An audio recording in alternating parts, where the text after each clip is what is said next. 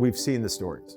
Physicians physically assaulted and verbally abused by patients and families demanding unproven treatments for COVID. In fact, there was a recent case in Montana with a third-year medicine resident who was verbally abused and threatened with both physical violence and a lawsuit by patients' relatives after she refused to prescribe ivermectin or hydroxychloroquine.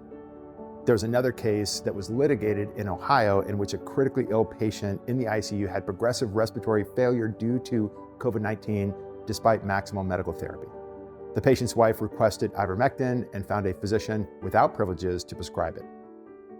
The hospital team refused, and a case was filed seeking a court injunction requiring the hospital to administer ivermectin. The case rapidly went to hearing, and the court ruled in favor of the hospital, citing patients have a right to refuse therapy, but do not have the right to dictate therapy when it violates a standard of care. This work is hard enough without getting beaten up by patients and families for not issuing treatments where the FDA, CDC, NIH, AMA, WHO, and the Infectious Disease Society of America have been highly critical of the use of ivermectin based upon the most recent evidence. This tip is about managing these circumstances, specifically to prevent the escalation that is leaving clinicians and nurses ducking patients' physical, verbal, and legal assaults. Let's begin with a synopsis of the most recent recommendations and evidence regarding ivermectin and hydroxychloroquine. A lot of you already know this.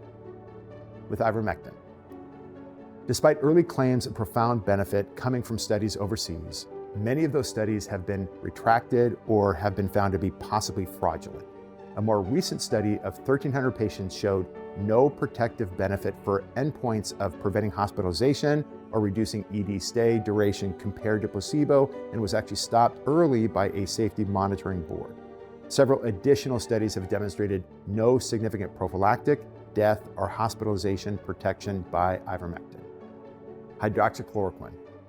Certainly early in the pandemic, hydroxychloroquine got lots of attention and was put forward as a potential treatment for COVID-19. More recent, larger studies have demonstrated no clinical benefit in those patients treated in the hospital per a Cochrane review published in mid-2021. The utility and efficacy based upon the best evidence does not support the use of ivermectin and hydroxychloroquine. So what actions can we take when these circumstances arise? Here are 4 steps when talking to patients who are requesting ivermectin or hydroxychloroquine. Number 1, hear them. Saying to the patient, I hear you and totally understand your concerns. This can be a big tension diffuser to simply acknowledge that they're heard, you get it, and you're not dismissing them. Number 2, validate their concern. I often create relatedness by saying, when I read what is so prominently written and spoken about, I totally get your request. I'd be asking exactly what you're asking for if I had read and heard what you have. Believing the medication will help and you're not prescribing it is their truth. Envision that perspective as you speak to them. Number 3, bring back to why you're here. You can explain to the patient, I am here for a singular reason, to do all I can to help, period. This is just a hard position for them to attack. And number 4, share the rationale of not using it, saying to the patient, let me share what we know with certainty regarding your question. Though the thrust of response is around listening and respecting and validating patients, it's important to share the rationale for not using ivermectin or other unproven treatments to provide rationale for your decision. Even a single-page summary of the evidence summarized is helpful to go through with patients.